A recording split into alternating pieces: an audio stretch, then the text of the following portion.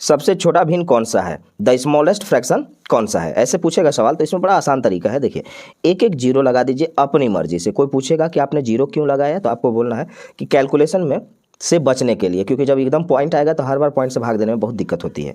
तो इसे हम भाग देंगे लगभग में, कभी काम नहीं चलेगा तब जा करके हम पॉइंट में देंगे। जैसे 16 चौका 64, 4 से ये थोड़ा सा ज़्यादा दिख रहा है। 12 चौके 48, यह भी 4 से थोड़ा सा ज़्यादा दिख रहा है, लेकिन ये ज़्यादा कम है, ये थोड़ा ज़्यादा जाएगा। 15 सते 105, 7 से ये थोड़ा सा ज़्यादा है।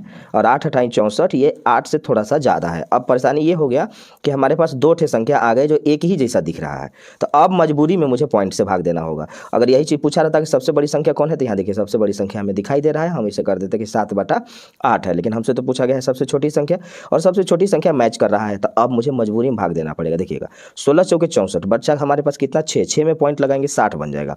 अब कितना बार, तो 16 3 48, तो ये रहा 4.3।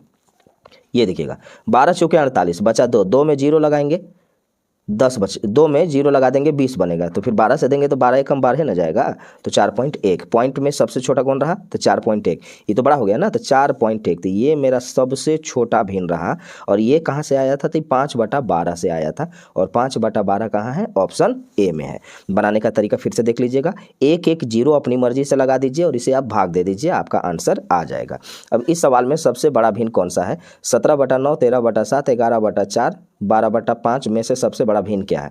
ये ऊपर में एक एक जीरो लगाइएगा और भाग दीजिएगा। ज़रूरत पड़े तब पॉइंट तक यूज करिएगा, और नहीं पड़ेगा तो सीधा सीधी लगा दीजिएगा जीरो और भाग दीजिएगा। बड़ा आसानी से आंसर आ जाएगा। इस नंबर को आप कमेंट करेंगे।